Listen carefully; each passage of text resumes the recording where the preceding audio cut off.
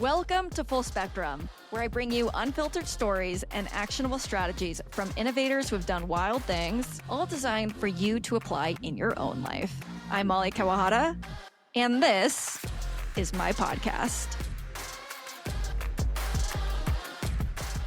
Welcome to Full Spectrum. I am your host, Molly Kawahara.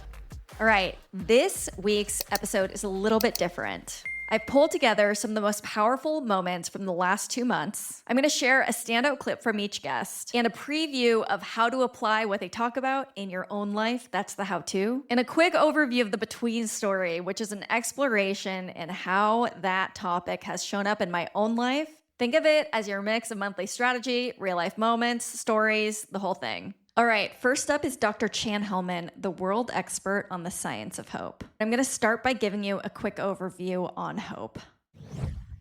Hope has been shown to impact everything from our physical health, we're talking cancer, diabetes, to our mental health. It's relevant to parenting, education. If you do any sports, if you're an athlete, very relevant to that. It's relevant to workplaces and burnout. I think this is some of those valuable information you've never heard of. And that's why my life's work has become trying to get it out there to everybody.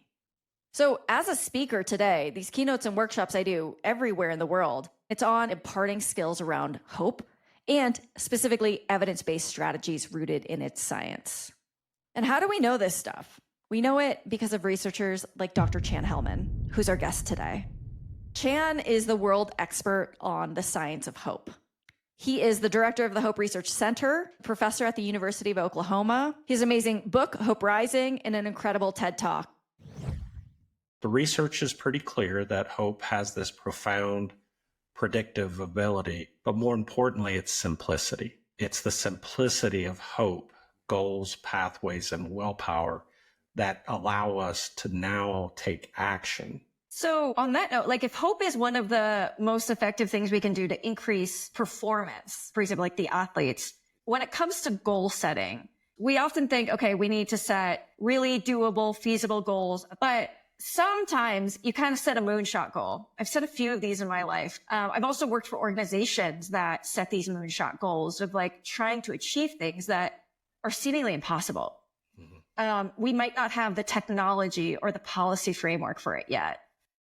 Moonshot goals versus feasible goals. What's the difference and how does hope interplay with those? Sure. So a moonshot goal is a very aspirational goal. So these aspirational goals tend to be more likely stretch goals, goals that are going to stretch us beyond our current status, our current skill set. Maybe we have to develop new relationships. And so we also know then things like what are our support structures and what are the potential detractors from these moonshot goals and how are we going to begin to handle those? So I'm kind of infusing how do we do hope in the context of the moonshot goal.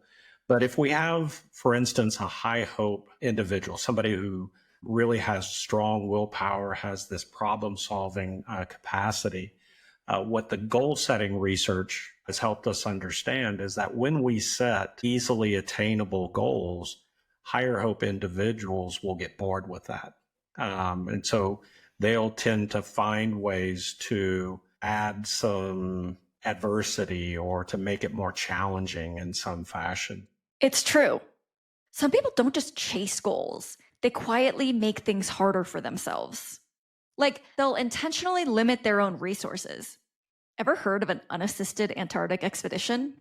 And then there's the time cutters, like the founder, who's going to launch next year. Next thing you know, they pushed the date up 6 months, skipped the soft launch, and went live on a random Tuesday. High hope people don't just achieve goals. Whether or not they're aware of it, they insist on growing through the pursuit. And they don't wait for that growth to happen. They force it.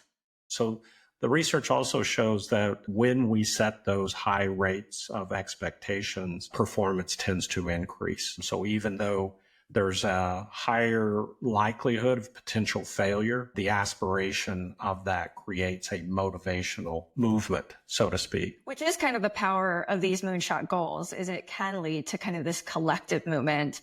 And it's interesting. I'm hearing two things you're saying. One is that if you set goals that are higher than you would have otherwise, you are likelier to end up in a better place, even if you don't achieve that goal. Shoot for the moon, even if you miss, you'll land among the stars kind of mindset. And then the second thing I'm hearing, which is so fascinating, is if you increase your hope level, you have more access to moonshot or stretch goals, that you are likelier to set them and pursue them and therefore get better results. So you can dream bigger if you increase your hope level. Right. So what we know in our work, for instance, let's say that I work with a middle school aged youth and they want to be an NBA basketball star. It may be in those scenarios that we're more likely to think about how do we get that youth to think about other career alternatives. But in this context of hope, I'm going to lean right into that aspiration, because in all honesty, some people are NBA basketball stars, so it is possible, right? So as I'm working with this youth, I'm going to say, okay, in order to be an NBA basketball star, what has to happen?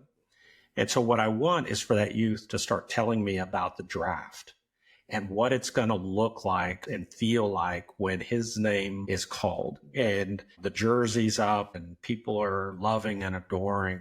So now I'm working on that idea of imagination as the instrument of hope, that ability to see myself in the future. So as we take steps back, in order to be drafted, what has to happen? Well, everybody has to know who I am. Well, in order for everybody to know who you are, what has to happen? Well, I have to be on a team. In order to be on a team, what has to happen? So what I do is I break it down into those benchmarks or sub goals. And ultimately, that youth is going to identify being in school is a pathway to their goal. But and I'm going back to what you highlighted, is let's say that they get one or two steps successful. They are in a completely different place to imagine the future than they were 2 steps ago. And that's all I'm working towards, is what are the strengths that are coming along with that?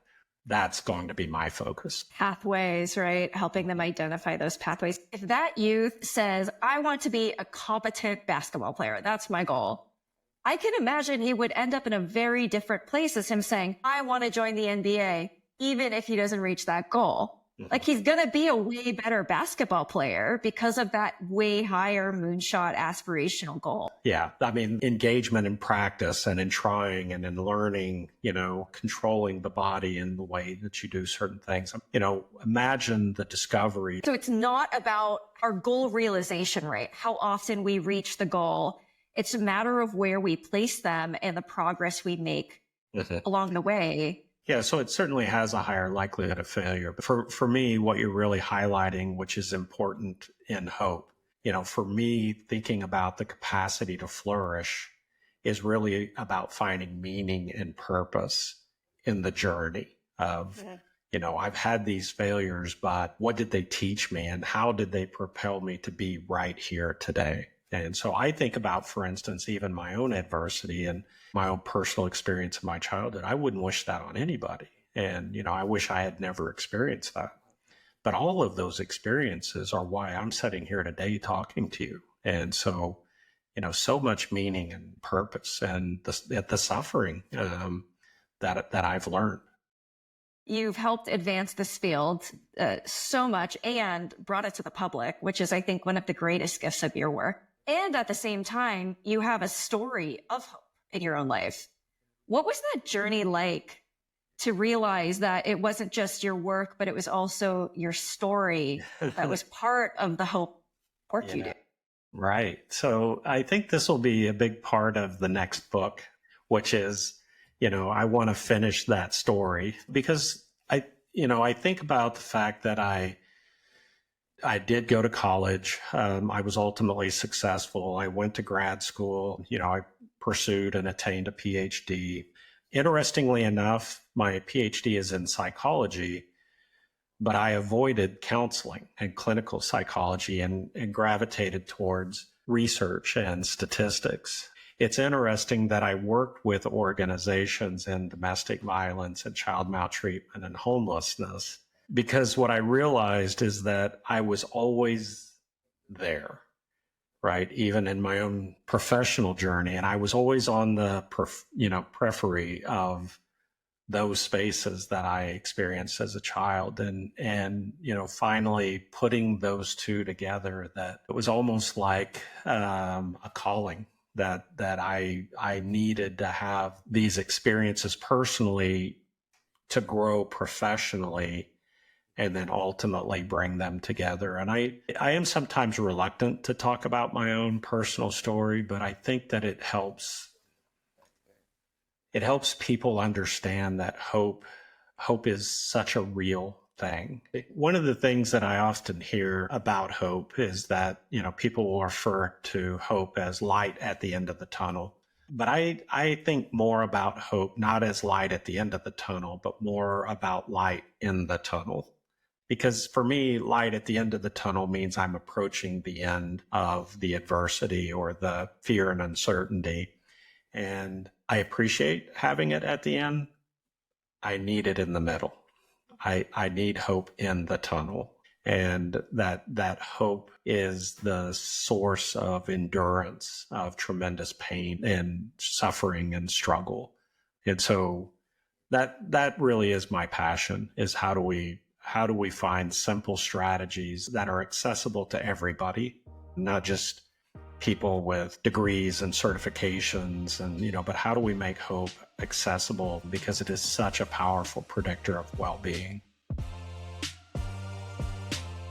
The companion episode to this one was a between story about hope in my own life, about a snowboarding accident, bipolar highs, and the cost of feeling invincible. When I opened my eyes, I had a brain contusion and a helmet that would have to be thrown away.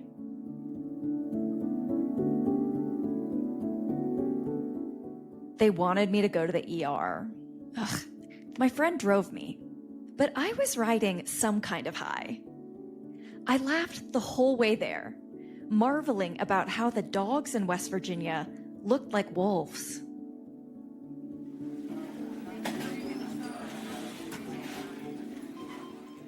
In the emergency room, I still felt nothing. As I was wheeled into the CT scan, I stared up at the fluorescent lights, grinning, thinking, this is overkill. I'm totally fine.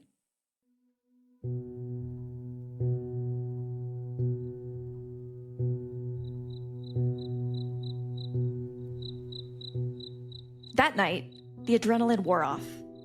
Reality crashed in. The accident, what had actually happened. Next up, an episode on mobilizing climate voters. This organization, I believe, is the answer to climate. So who is Nathaniel, the founder of the Environmental Voter Project? He's a former political strategist. He's run House, Senate, mayoral campaigns. He's been dubbed the voting guru. The New York Times has called him a climate visionary. If you are feeling climate anxiety, climate fear, paralyzed, I think you will find this episode really relevant. What we've discovered is that if you're trying to get someone to change their behavior, what does not work is trying to rationally convince them of the importance of voting because of some issue they care about. You would think, oh, well, if you want to get them to vote, how about you appeal to this thing that you think they care about? It turns out that doesn't work at all. It turns out that trying to rationally convince people of the value of voting or exercising or eating healthy is a downright awful way to get them to change their behavior. Because we like to think that we're all, children of the Enlightenment who are always making rational cost-benefit analyses, like whenever we're confronted with a decision, but we're not. It turns out we're deeply social animals who are often taking little social cues and using them to decide what behavior to change. The dirty, little secret about the Environmental Voter Project is we're an environmental nonprofit that never talks about the environment or climate change. Instead, we're using all of these little social nudges. An environmental organization targeting environmentalists to vote that never talks about the environment. It's so counterintuitive what you're doing, and it just flipped every campaign model and messaging strategy on its head. So talk to me a little bit. What are some of these nudges? How do you change somebody's behavior? Because I think there are applications to this in voting and far beyond in our own lives and social movements everywhere. Broadly speaking, Most of our successful messaging tries to figure out what social norms our target voters buy into. Or another way of putting that is like, what kind of people do they want to be? How do they want to be viewed by their peers? Most people are likely to do something that they think their peers are doing.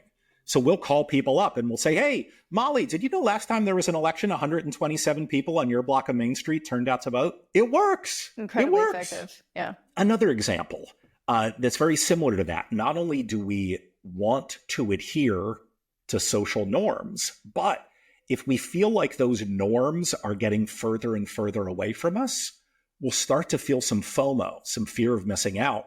And then we're really, really likely to try to rush to adhere to those norms. So what's an example of this? We will send messages to our voters, direct mail and digital ads, saying each year more and more Texans or more and more Montanans are voting. And it will have these like bar graphs getting higher and higher, and it will show them that turnout is going up and up and up and up and up. Because we want them to feel that, like, dear God, if they don't vote, they're going to be like the last person, like standing in the middle of the street in a wasteland, and everybody else will be at the polling place. And because we do have like fear of missing out is a very real thing. We don't want to think that appropriate social behavior is moving further and further away from us and we'll be left behind. Human beings are deeply social animals, and we're always looking around to try to pick up on what is acceptable behavior. And these cues are really, really powerful.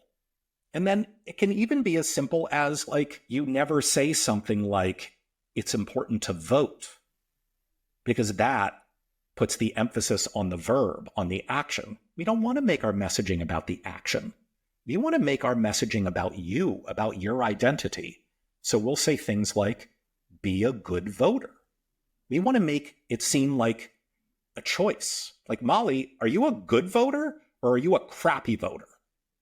And your decision about what action to take is going to affect how you are viewed by your peers. And I think that's relevant in marketing in general. We're still, like, a lot of organizations are really behind on this. They're still out there saying vote or take X action rather than say be this person. So saying vote versus be a voter is so different in the message and the effect it has on a person and their psychology and how they feel when they get that message. You know, when you say vote, in a lot of ways, it's like trying to make this rational argument, right? Or saying your vote matters. We said that for so long, your vote matters. On some level, people can see through that because they know that they're likely not going to be the deciding vote, right? I know. You literally have a higher likelihood of getting hit by a bus on the way to your polling place than you do of being like the one vote that determines the outcome of an election.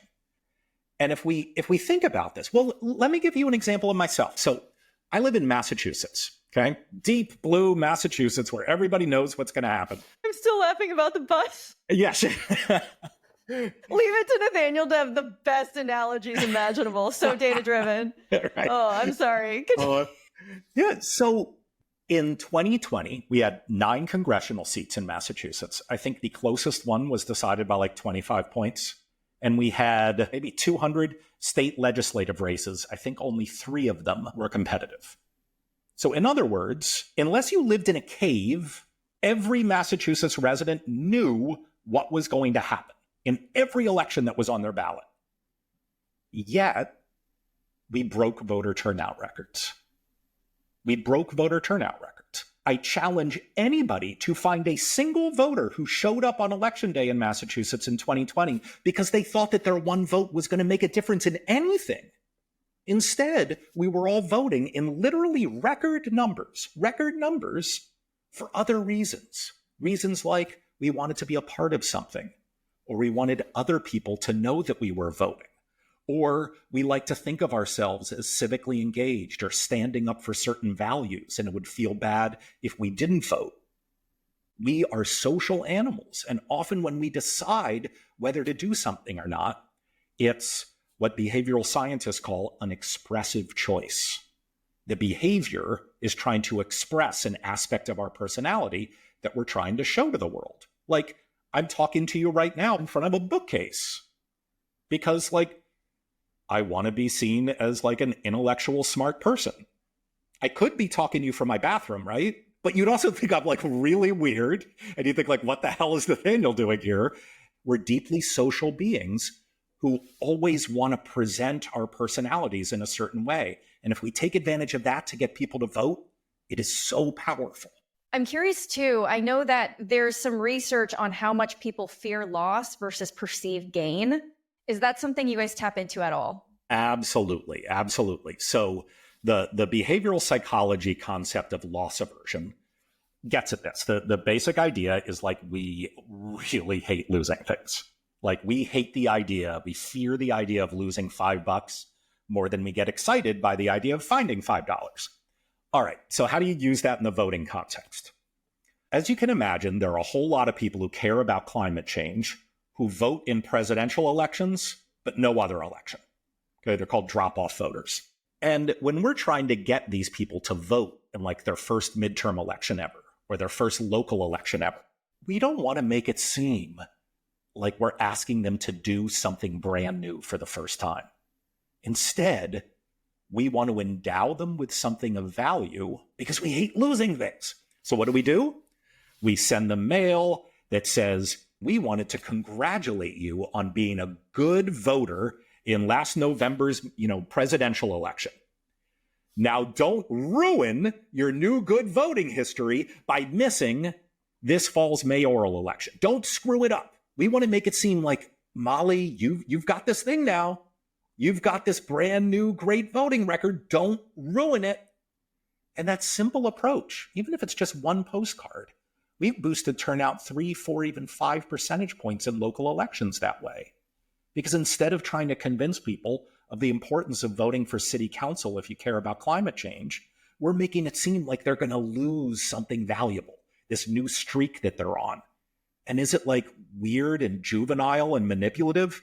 Yes, but it works. It's marketing. It works. It's marketing. Yeah. Yeah. What about when it comes to making a plan? Plan making is a very important technique in changing people's behavior. Well, let's just imagine an environmental voter project door-to-door canvasser comes to your door and they say, Molly, just want to ask you, your presidential election is coming up on November 5th. Do you intend to vote early, vote by mail, or vote on election day? Just that very, very brief script right there has a whole lot of sophisticated behavioral science packed into it. First, there's something called choice architecture, right? I asked you a question, I presented choices to you in a way that made it really hard for you to say, well, actually, Nathaniel, I'm not voting at all. Like, my only options were, are you voting this way, that way, or the other way? And that choice architecture kind of funneled you to, even if you didn't intend to do it. All right. The second thing is, because you don't want to be embarrassed and say like, nah, I'm not going to vote, you're likely to answer, well, I'm going to vote on election day, or I'm going to vote early. And that makes you start thinking about that plan, about how you're going to vote. And you verbalize it as well. That literally starts rewiring your brain because you've now verbalized this way that you're going to take an action in the future. And that's enormously powerful. It really just goes to show what drives people, right? It comes down to who you're around, the society you're a part of, the identity you have, and the person you want to be.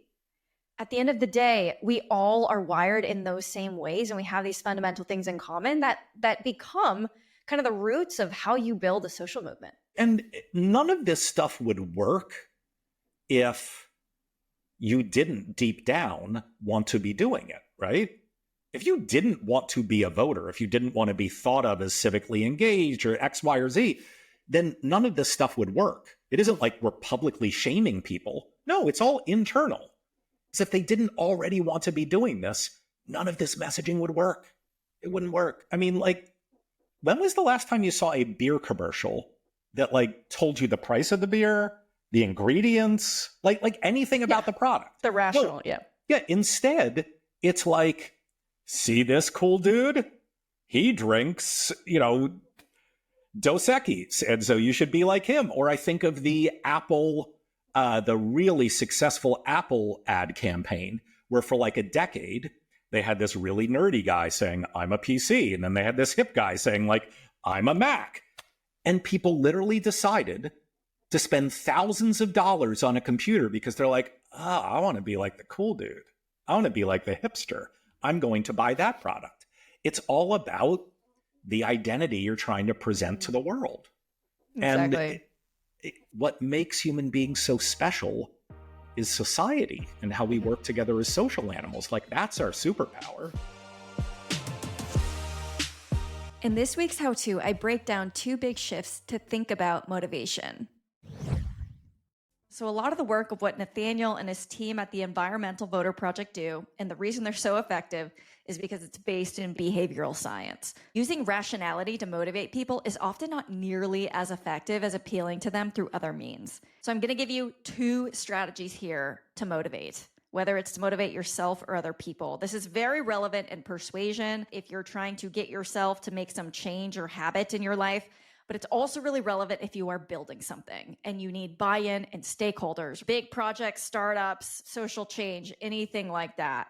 If you need to convince people to do anything, this is going to be relevant. All right. So years ago, when Barack Obama announced he was running for president, I was very inspired by that. And I got involved in student organizing. And I'll tell more of this story later because it's incredibly unlikely that I would have been compelled by any message of hope, but I was. And if you do remember this time, we're talking like late 2007, the whole argument was he has no chance of becoming the nominee. Even if people liked him, they were like, he's got no shot. And did they kind of have a point? Yeah, like sort of. And so we, of course, thought to say in student organizing, we were like, no, guys, he can win. But the thing is, if you say somebody can win, it also means they can lose. And that creates uncertainty, which is actually incredibly cognitively taxing for people. It takes a lot of energy to feel uncertain. So I remember we started saying, hey, students, not only does he have a shot, it's inevitable he's going to win. It is inevitable that Barack Obama will be president. I remember how unhinged that sounded at the time. People were like, bro, Iowa hasn't even voted yet. And there was concern that this was a dumb narrative strategy that would backfire, right? If you tell people he's going to win no matter what, they're going to get complacent, right? They're going to say, okay, I like him. He's going to win anyway, so I don't have to show up and vote. But that's not how the mind works, is it? What happened? He won the highest share of the youth vote in recorded history up to that point. When people heard he was going to win, they wanted to be a part of it. If you give people a bandwagon, they will jump on, but you've got to give them the bandwagon. When people hear this is happening, they might think, well, shit, do I want to be on the winning team or left in the dust? Suddenly, people weren't just supporters. They were sprinting to hop on a moving train. Inevitability was an incredibly effective way to talk about it. So strategy 1, make things feel inevitable. Don't pitch your ideas as these fragile maybes. Say it like the train is already leaving the station. And I think this is actually incredibly counterintuitive because anytime we're trying to make some ask, the standard argument is always like, if you do X, which is like join us, work for us, invest in us, then we can do Y. But think about it. That's asking a lot of that person, right? What they're hearing is, okay, if I contribute effort, we may or may not succeed. The whole goal here is to reduce the fear of sunk costs. So I've worked with a lot of organizations to reframe their narrative where they say something more like, we are doing Y. It is happening. This is the world we're building. That world, it's inevitable. Do you want to be a part of it? Right? I was working with this clean energy company and we're like, we're done saying, hey, if you support us, then like maybe we can like do this good stuff for society. We're now reframing and just saying, hey, the clean energy economy, it's coming. Yes, we're up against a lot of obstacles, but it is inevitable that we're going to get there. I believe that. Nathaniel and his team understand this better than most. They are masters at this. Somebody can see voting as very irrational because they might just feel statistically insignificant. So how do you appeal to them? Probably not through being rational. This is why Nathaniel and his team say things like he said, every year more and more Montanans are voting. Humans, we move toward momentum. We often want to be where things are happening. All right, strategy number 2 at EVP, they don't say vote or your vote matters. They say what? Be a voter. Whether you're trying to motivate yourself or others, it's really about being the person who does the thing versus just doing the thing. Once we decide who we are, we don't want to break character. James Clear actually really talks about this in that book, Atomic Habits. Remember that book that was like spamming all of us? Rather than saying, I want to work out more, say, I am an athlete. or I am an active person. What's the difference between somebody saying, I need to write more versus I am a writer? The identity part, it makes the action feel obvious. Like, of course you do that thing. You are that kind of person. So let actions flow from identity, not the other way around. Okay, so to make things happen, flip these two levers. 1, make success inevitable. And 2, be the person. The companion to this episode was a between story about my own experience with climate motivation. Fear, guilt, and shame had been one of the primary narrative drivers of the environmental movement. And clearly something wasn't working. For so long, our strategy had been to sound the alarm. Dire warnings, apocalyptic timelines, 12 years left. They thought urgency would motivate people into long-term action. It made rational sense. Instead, we were teaching people to give up. The grim facts mattered, but the way we leaned on them in the mainstream narrative as our primary tool to drive action seemed to be backfiring. Suddenly, the stagnation within the climate movement made perfect, painful sense. Because really, why would anyone fight for a future they believe is already lost? Next, you'll hear from Dr. Kim Nolan. She's a professor at the University of Vermont's Grossman School of Business and ordained Buddhist chaplain whose work explores the power of everyday wonder. I tested my capacity for a mind of not knowing by going and taking a deep plunge into a bearing witness retreat at 2 concentration camps in Poland. And when we got there, the instruction that we received was to follow a 3-step process. And those steps are the tenets of the Zen peacemaker order. First one is to cultivate a mind of not knowing. Second one is to stick with it. Bear witness to your experience on the inside and the out. And then the third is see what arises. And really it's about paying particular attention to what could be healing, what could be compassionate action in a forward-moving way. So in that retreat, there were some pretty profound experiences. And our lead teacher said to us, get still and listen to what the ancestors have to tell you. And just like to share with you, Molly, getting still at the selection ramp in Birkenau, or by barbed wire in Auschwitz, or in the showers, that is not an easy thing to do. But we did, and I listened. There were some moments that were medium-size A, capital A. I think you're in some pretty dramatic, profound places. And so we could talk about that. But what was more interesting, where there was a day, let me give you an example. We were in the mother and children's barracks, and a rabbi was giving a talk. And somebody started to slow clap. And it wasn't in applause, it was to start song, because singing is such an expressive way to release grief. And without any thought in that moment, we started dancing the Hava Nagila right there in the barracks, which, is amazing, spontaneous, and it's radical. Looking for the subtle and the lowercase a of awe, I think is a radical act in our time. And this was one of those. And what was so awe-inspiring, yes, that we were dancing in this holy crap, what are we doing in the middle of the barracks? And is this okay? Was this profound feeling of all mothers of all time were dancing with us. And that was the part of okay, I'm dancing, but so are they. And there was another moment in the mornings we would meditate at the selection ramp. And at the end of the session, we would read names aloud of prisoners that had been executed to honor them. And then when we were done reading, we'd place the list of names on an altar in the center of the circle.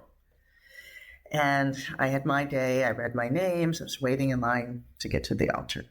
And as I'm waiting, I can hear the names being read in the 4 directions. And as I approached the altar, to my left, I started hearing my mother's family name being read over and over and over. And I thought, it could have been any family. But in that exact moment, it was my family's name being read. And that was one of those moments of like, that is sacred timing. That is where I felt awe. There was another sweet awe of just a friend slipping her hand into mine as we stood before looking at the pink triangle, part of the museum for gay prisoners. Or the arm I put around my pal as we stood before the gypsy barracks of her ancestors. Really subtle moments. Yes, when you stand under the entry arc at Auschwitz, it is awe-inspiring. And I'm not saying in a great way, but it pauses you. Yeah. But these other more subtle moments, they're the ones I choose to tell stories about. And it's in that uncertainty, that dance between choice and uncertainty, that we start finding that lowercase awe that starts impacting choices we make in our daily lives. Extraordinary experiences. I'm curious, that moment where you heard your mom's family's name being read over and over. I know you said you didn't expect that. What did you understand about your family and their history up to that point, until that moment? The family story is that that side of the family are Russian Jews. And they talked about, I know a name of a town they come from. And they escaped through the pogroms, that they didn't go through camps. And so to hear the name of like, whoa. And, when you hear names, you hear multiple names because families were exterminated.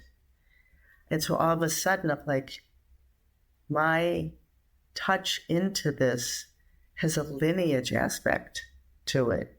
Like it's personal and it's beyond personal at the same time. That transpersonal I mentioned, it's both. They're coexisting. And in a really personal way, I never met my mom's mom, my grandmother. And she's one that escaped and came to America until I was pregnant. And then I kind of went on a search for photos and stories. Like I needed to know who my grandmother was because I was stepping into that stream further and at that point I knew I was having a daughter. I was like, I got to line this up. And ever since then, my grandmother shows up a lot in little whispers and winks.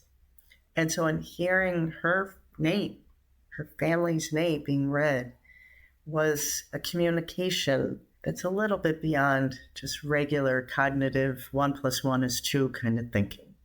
And it included a dimension of my being that was more comprehensive. We might say a spiritual dimension to my being. I mean, I'm still Kim Nolan. I still have my feet. I still have to wear clothes. I still drink water. Like all that is still intact. But it was also something more. So when I heard the family's name, I was touched. I felt like my grandmother was giving me a wink of, I see you here.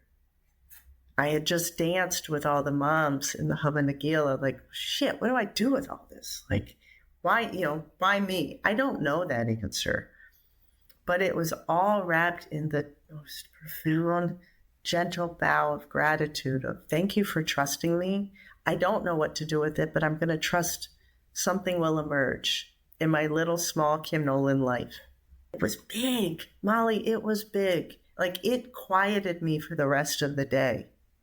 And it was ordinary. It was a list of names of people I didn't know, both.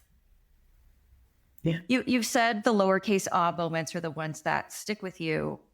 Why do you think that is? I think I hang around them more because there's more of them. And because I think I want more people to start thinking about that and leaning into that. Not everybody can take a week off and go to the Grand Canyon or go, see Machu Picchu. I mean, that'll stop you in your tracks, literally. But you can pause in the middle of your busy life. You can be trained to see more subtle moments. I think it's good medicine for our busy times. So I was gifted some opportunities to see it, and I want to share that gift. The companion to this episode was a short story about awe, Yosemite, and what happens when you hand someone a feeling they might not catch. We reached the top just before golden hour. From that edge, the whole canyon dropped away. It was that late summer kind of light that doesn't just fall, it leans. Across the valley, it pressed into the stone at an angle, lit the granite walls from beneath. Booming waterfalls spilled quietly in the distance, thread-like from this height. The last of the sun's rays hit the hard granite and made it glow like bone.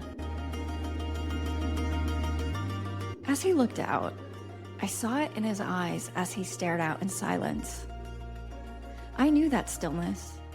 I'd felt it myself, stood right in that spot, trying to make sense of scale, of time, of space.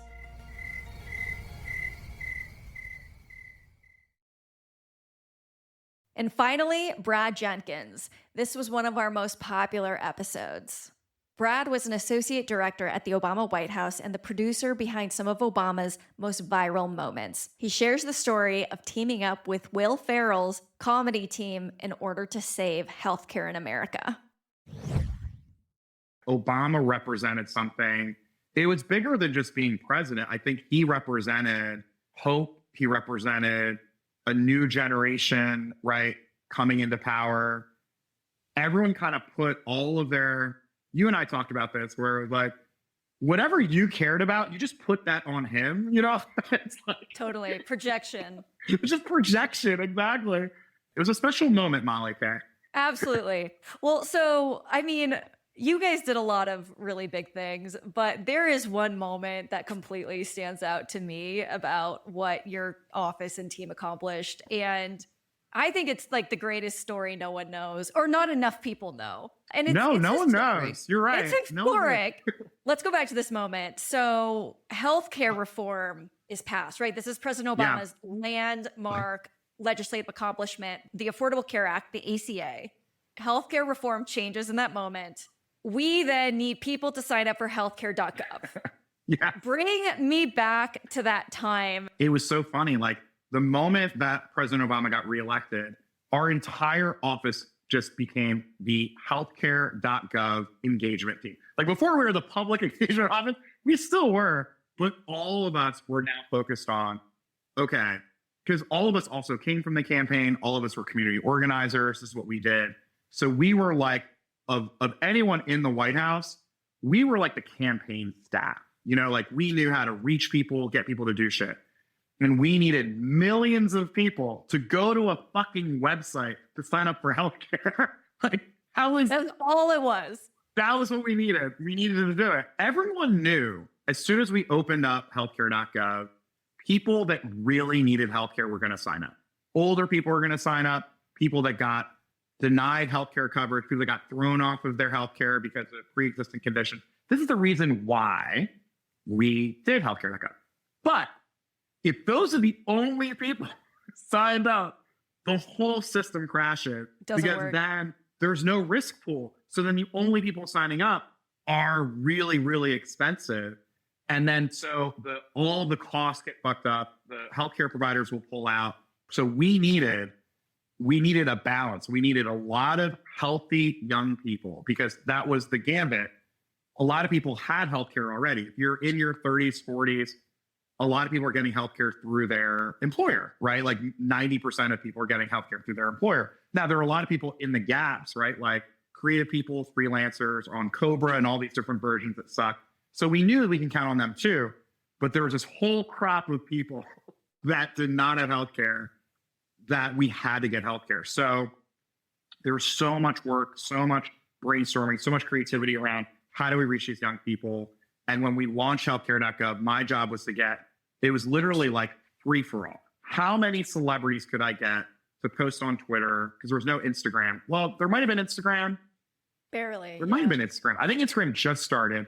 But how many people can post on Twitter or Facebook to send people to healthcare.gov? If Lady Gaga posts something to 80 million Twitter followers, that's just clicks. That's just people going. We just wanted numbers. Speaking of what we were saying before, we just wanted numbers and we had no budget. So one of the things about healthcare.gov is Republicans slashed any kind of real enrollment campaign. Like when the closest comp that we kept bringing up was like the seatbelt law, right?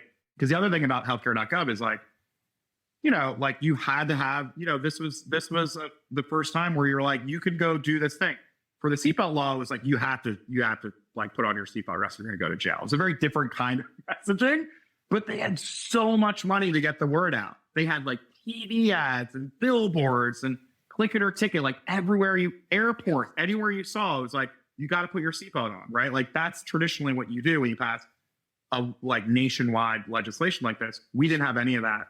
So I did it. Like I was working with every one of their top people to get, Lady Gaga, Pharrell, Amy Poehler, Will Ferrell, like anyone we could get to say, go to healthcare.gov. And we did it. We got 180 celebrities on the first day of enrollment to go to healthcare.gov. But Molly knows what happened. What happened? Molly knows where it's going. The website didn't fucking work. It didn't work. So everyone was clicking on a website that said, our servers are down. Can't sign up for healthcare. And it was a debacle. It was the worst day of my life. And I kid you not, I got cursed out by real celebrities, cursed out by real people whose names I will not mention. I got emails from people saying, this is so embarrassing. You should be embarrassed. I got one email from someone I like really admire. Because they're angry. Because, again, they're like promoting something called Obamacare. And the other thing about Obamacare is Republicans spent something like $400 million telling everyone in the world that Obamacare was shit. So they're putting their reputation on the line. They're putting their fans on the line by saying, go fight for healthcare. It was a disaster, Molly. It was so bad. So then the website is down. I think we just shut it off practically for a month to 2 months. We hire all of these engineers to come to DC. Mikey Dickerson comes and kind of builds this almost like Ocean's 11 team of engineers to fix the website. So then finally they relaunch the website. This is maybe 2 months later, and it works. But now we got to go back. All of our plans are thrown out the window because none of those people we can go back to wanted to then do the same thing we did, because they were like, we already did that. You're gonna have to find a different way. Funny or Die was a company at the time. They were probably the most cutting edge company at the time because they were all internet based, before streaming, before video on Instagram or Facebook. And every single day they were putting out cool content with comedians and celebrities and athletes. And so they became almost our in-house studios. And this is Will Ferrell's team. Yes, exactly. So Will Ferrell, legend, started this company with at the time, his sort of partner in crime, Adam McKay. They had met at Saturday Night Live. They were both very politically minded. So they had started Funny or Die around the same time that Barack Obama was running for president. There's a very interesting parallel. My contemporary at Funny or Die is this guy, Mike Farah, who's now sort of my mentor. But he started at Funny or Die around the same time I started at the Obama campaign. And so the evolution of Funny or Die and the Obama campaign was consistent. All this to say, we had this idea, let's get Barack Obama on the most viral talk show on the internet, which was Between Two Ferns with Zach Galifianakis.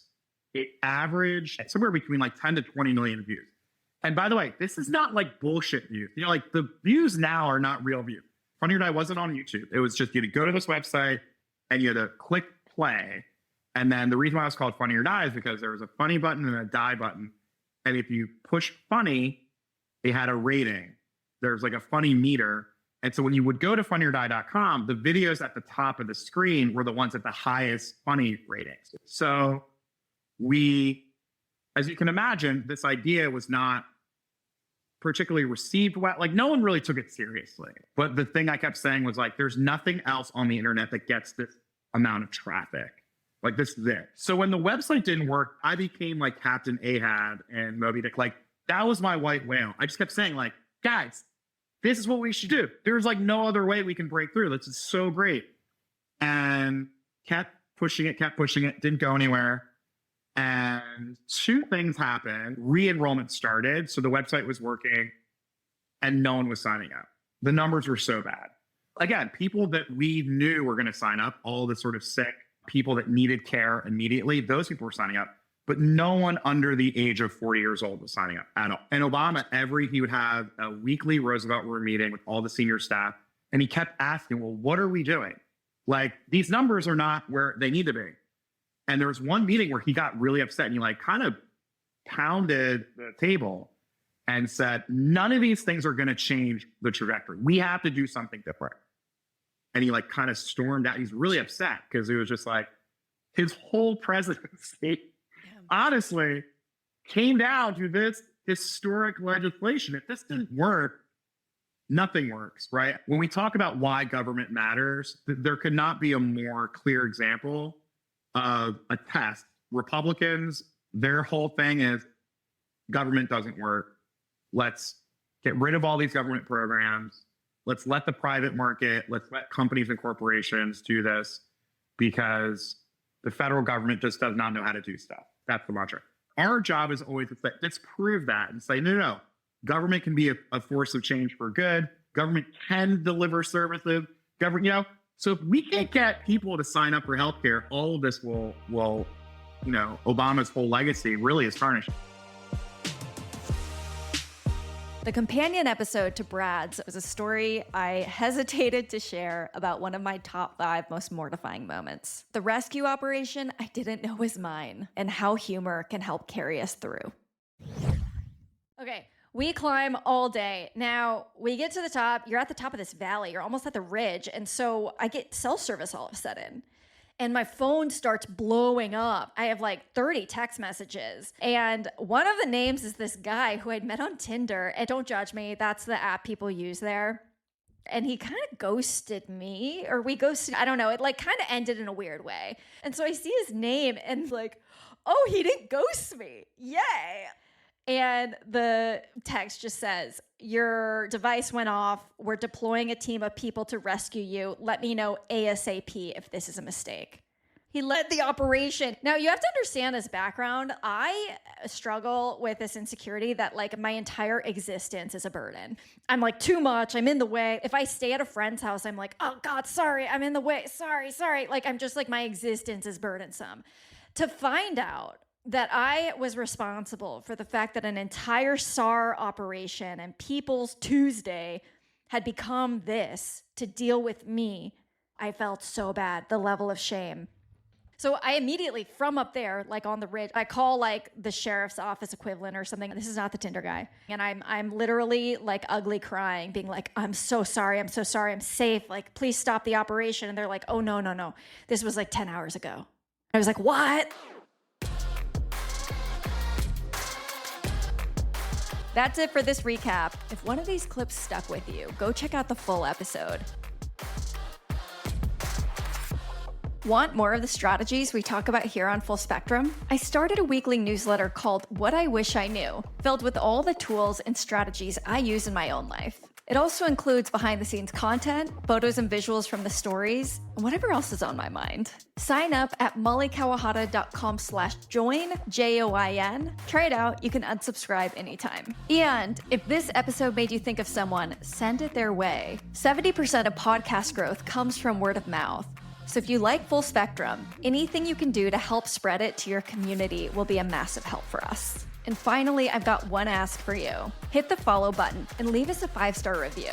All right, there's more to come. There always is. I'll see you in the next episode.